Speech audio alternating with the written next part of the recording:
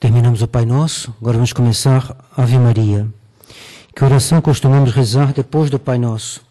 Depois do Pai Nosso, rezamos a saudação angélica, isto é, a Ave Maria, pela qual recorremos à Santíssima Virgem. Por que a Ave Maria é chamada saudação angélica? Chama-se Ave Maria saudação angélica porque principia com a saudação que dirigiu à Virgem Maria o arcanjo São Miguel. Então, ela é saudação angélica, por quê? Porque foi o anjo que primeiro a pronunciou sobre a terra. De quem são as palavras da Ave Maria? As palavras da Ave Maria são em parte do arcanjo São Gabriel, e em parte de Santa Isabel, e em parte da igreja. Então, 3 partes. Uma é o arcanjo, outra é Santa Isabel, quando Nossa Senhora foi visitar ela, e ela disse que Nossa Senhora era bendita entre todas as mulheres, e a parte final é a igreja que acrescentou. Quais são as palavras de São Gabriel, do arcanjo São Gabriel? São: Ave, cheia de graça, o Senhor é convosco, bendita sois vós entre as mulheres. Quando disse o anjo a Maria estas palavras? O anjo disse a Maria estas palavras quando lhe foi anunciar da parte de Deus o mistério da encarnação, que nela devia operar-se. Que temos em vista ao saudarmos a Santíssima Virgem com as mesmas palavras do arcanjo. Ao saudarmos a Santíssima Virgem com as mesmas palavras do arcanjo, nós nos congratulamos com ela, lembrando os dons e singulares privilégios com que Deus a favoreceu, de preferência, todas as outras criaturas. Nossa Senhora foi escolhida. E quais são as palavras de Santa Isabel? São: bendita sois vós entre as mulheres, e bendito é o fruto do vosso ventre. Quando disse Santa Isabel estas palavras? Santa Isabel disse estas palavras, inspirada por Deus, quando 3 meses antes de nascer seu filho, João Batista, foi visitada pela Santíssima Virgem, que já trazia no seu seio o divino Filho Jesus, seu divino Filho Jesus. Que fazemos ao dizer estas palavras? Ao dizer estas palavras de Santa Isabel, congratulamo-nos com Maria Santíssima pela sua excelsa dignidade de Mãe de Deus. Bendizemos a Deus e damos-lhes graças por nos ter dado Jesus Cristo por meio de Maria. Então, nós congratulamos com a Virgem Santíssima pela excelsa dignidade de Mãe de Deus. Bendizemos a Deus e damos-lhe graças por nos ter dado Jesus Cristo por meio de Maria. Então, o fruto do vosso ventre, a igreja acrescentou Jesus. Então, a gente dá graça a Deus de nos ter dado o Salvador. Que pedimos, que são as demais palavras da Ave Maria? Todas as demais palavras da Ave Maria foram acrescentadas pela igreja. Que pedimos com as últimas palavras da Ave Maria? Com as últimas palavras da Ave Maria, pedimos a proteção da Santíssima Virgem no decurso desta vida, especialmente na hora da nossa morte, a qual nos será mais necessária. Então, de todos os momentos, o mais importante da nossa vida é o último, porque assim como a pessoa morreu, assim ela ficará eternamente. Se uma pessoa viveu bem, mas no final da vida se perverteu e morreu na perversão, irá para o inferno. E o bem que ele fez antes não lhe terá servido de nada. E a pessoa que viveu mal, como o São Dimas, e se converteu na hora da morte e morreu bem, ele eternamente estará com Nosso Senhor no paraíso. Então, o momento da morte é o mais importante, porque é aquele que fixa a alma num estado que é eterno. Porque depois do Pai Nosso, dizemos antes a Ave Maria que qualquer outra oração, porque a Santíssima Virgem é a advogada mais poderosa junto de Jesus Cristo.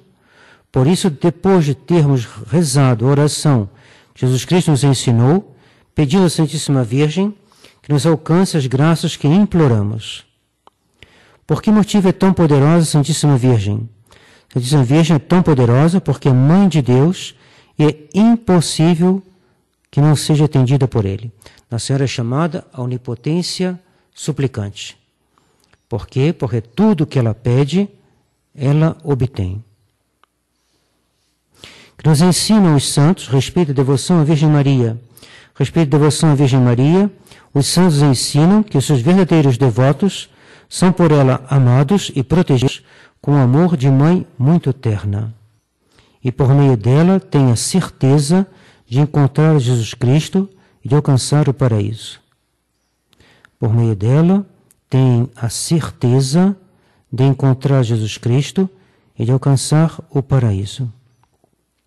Protestantes afastam as almas de Nossa Senhora, sinal de que eles não alcançam a Jesus Cristo. E quem recorre a Nossa Senhora tem a certeza de São Pio X, e a Igreja com ele, o Espírito Santo com ele, de encontrar Jesus Cristo e de alcançar o paraíso. Daí a importância que o Monsenhor Williamson nos recordou de rezar não só o terço, mas o rosário todos os dias. Ele dizia, é mais fácil do que se pensa. Quanto tempo a gente perde em outras coisas, quanto tempo perdido nas viagens, em conversas inúteis, em televisão, em jogo de futebol, e que a gente poderia estar tendo um pouco mais de vida contemplativa, que nos daria mais segurança nessa crise da igreja, que daria mais firmeza, que nos daria mais graças e mais união com a Virgem Maria. Na hora do perigo, a criança se aproxima da mãe. E seria irracional, num momento tão grave como esse que nós estamos vivendo, não se aproximar, não recorrer à Virgem Maria. Qual é a devoção à Virgem Maria que a Igreja nos recomenda de modo especial? A devoção que a Igreja recomenda de modo especial, em honra da Santíssima Virgem, é o Santo Rosário. Então, o Santo Rosário, as irmãs são do Instituto Nossa Senhora do Santo Rosário. O Santo Rosário é a principal devoção, nos diz São Pio X, e é a principal devoção recomendada pela Igreja, em honra da Santíssima Virgem.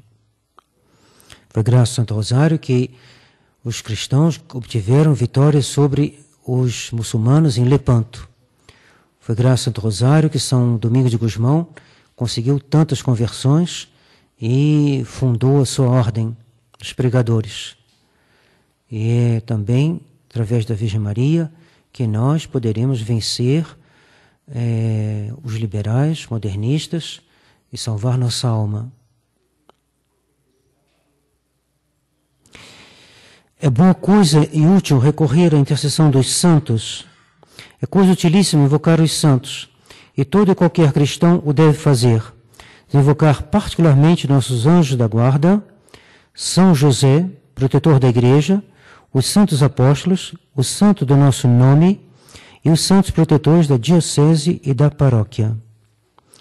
Essa capela dedicada a Nossa Senhora da Providência, mosteiro dedicado a Santa Cruz. Bom, não é uma pessoa, mas então devemos recorrer a Jesus crucificado, Nossa Senhora das Dores, né? E o protetor da diocese São João Batista, diocese de Nova Friburgo. Santo é nosso nome de batismo e nosso nome de religião.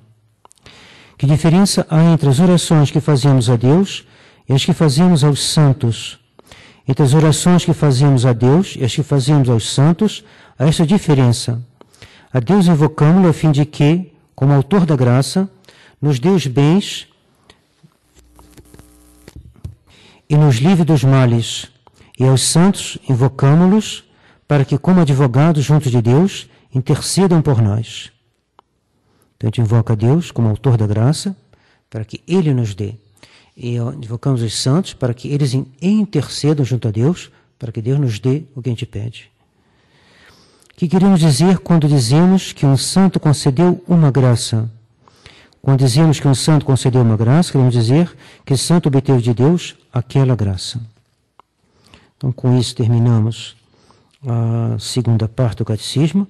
E vamos começar, na próxima vez, os mandamentos de Deus e da Igreja. Parte importantíssima em relação à nossa conduta as nossas confissões, os nossos deveres e a parte moral. A primeira parte foi a parte dogmática, de respeito à fé. A segunda parte foi a parte da oração, de respeito à esperança. A terceira parte de respeito à caridade, morte de todas as virtudes.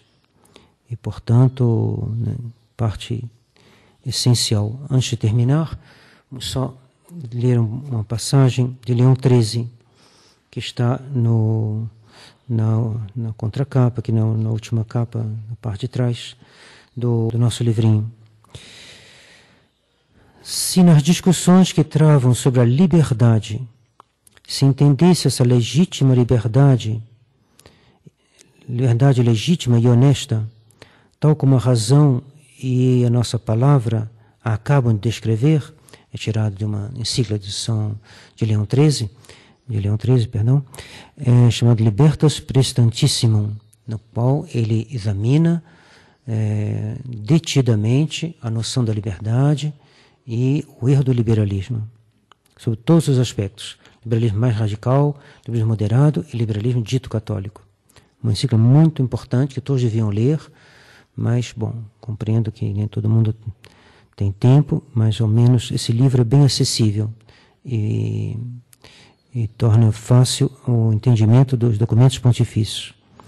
Mas Leão XIII continua: tal como a razão e nossa palavra acabam de descrever, ninguém ousaria lançar à Igreja a censura que se lhe lança como uma soberana injustiça, a saber, que a Igreja é inimiga da liberdade dos indivíduos ou da liberdade dos Estados. Então eles dizem isso, toda parte dizem isso, que a Igreja é inimiga da ciência, inimiga da liberdade dos indivíduos, ela oprime, ela é terrível, ela cria mitos, cria traumas, ela vive... Mas há um grande número, continua Leão XIII, um grande número de homens que, a exemplo de Lúcifer, de quem são essas palavras criminosas, não obedecerei. Então, um grande exemplo de número de homens que entendem pelo nome de liberdade o que não é senão pura e absurda licença. Licença significa um ato contrário à lei de Deus. Então, eles querem para si o direito de agir contra a lei de Deus, que eles reivindicam o direito de eles mesmos fazerem a lei, é o que fazem hoje os governos, instituíram o divórcio, o aborto e, em alguns países já, o casamento entre homens ou entre mulheres. Então, eles se atribuem a liberdade de fazer a lei contra Deus. Então, isso chama-se licença. Eles entendem pelo nome de liberdade o que não é senão pura e absurda licença, como a gente está vendo. Tais são aqueles que pertencem à escola tão espalhada e tão poderosa, desses homens que foram tirar ao seu nome a palavra liberdade, querendo ser chamados liberais. Tal é a pretensão dos sectários do liberalismo, de que nós falamos. Não há na vida prática nenhum poder divino ao qual se tenha de obedecer, mas cada um é para si sua própria lei, dizem os liberais. Daí procede essa moral que se chama independente, e que, sob a aparência de liberdade, afastando a vontade da observância dos preceitos divinos, conduz o homem a uma licença ilimitada. Depois, quem ler o livro verá que os papas vão nos explicar e nos dizer que mais perigoso do que esse liberal, do qual está descrito aqui o perfil intelectual, é o liberal católico. Por quê? Pio IX explica muito bem. Adverti, pois, venerável irmão, está escrevendo ao bispo de Quimper, os membros da seção católica que, em muitas ocasiões em que tínhamos repreendido os partidários das opiniões liberais, não tínhamos em vista aqueles que odeiam a Igreja, e aos quais seria inútil falar. É Pio IX que está falando ao bispo de Quimper. Mas nos referimos ao que, conservando e mantendo escondido o vírus dos princípios liberais, com que se alimentaram desde o berço, sob o pretexto de não estar infectado com a malícia clara e que, segundo eles, não é prejudicial à religião, o transmitem facilmente às almas e propagam assim sementes das revoluções que já sacodem há bastante tempo o mundo. O que sobretudo louvamos em vossa religiosíssima empresa, diz ele à Federação dos Católicos Belgas, é a absoluta aversão que, segundo me consta, professais aos princípios católico-liberais, e vosso denodado intento de desarraigá-los das mentes, tanto quanto está em vosso poder. Os que estão imbuídos destes princípios fazem, na verdade, profissão de amor e de respeito pela Igreja, e parece devotar em sua defesa seus talentos e seus trabalhos, mas eles não trabalham menos para perverter o espírito e a doutrina, e cada um deles, seguindo o rumo do seu espírito, tende a colaborar ao serviço ou de César, ou daqueles que criam direitos em favor da falsa liberdade. Pensam absolutamente que é preciso seguir este caminho para acabar com a causa de dissensões e para conciliar o Evangelho com o progresso da sociedade atual, para estabelecer a ordem e a tranquilidade, como se a luz pudesse coexistir com as trevas, como se a verdade não cessasse de ser verdade quando lhe fizer violência. Aqui que ele diz o que eu queria dizer.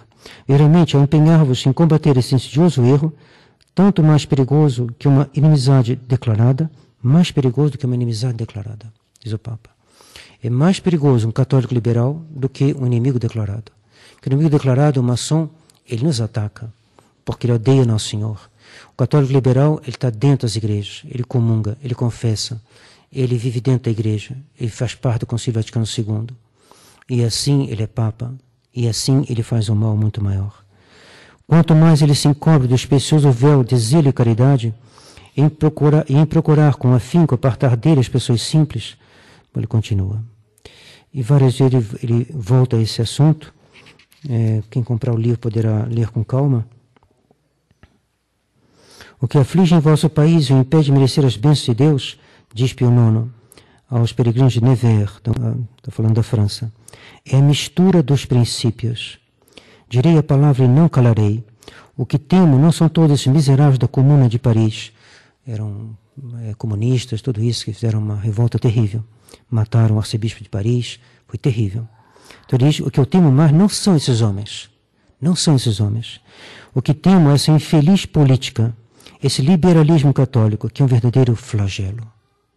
Essa gangorra é que destruirá a religião. Lá e cá. Um pouco a Deus, um pouco a César. Um pouco à tradição, um pouco ao progressismo. É preciso, sem dúvida, praticar a caridade, fazer o possível para atrair os extraviados. Entretanto, não é necessário, por causa disto, compartilhar as suas opiniões. Bom, vamos ficar por aqui. Em nome do Pai, do Filho e do Espírito Santo. Amém.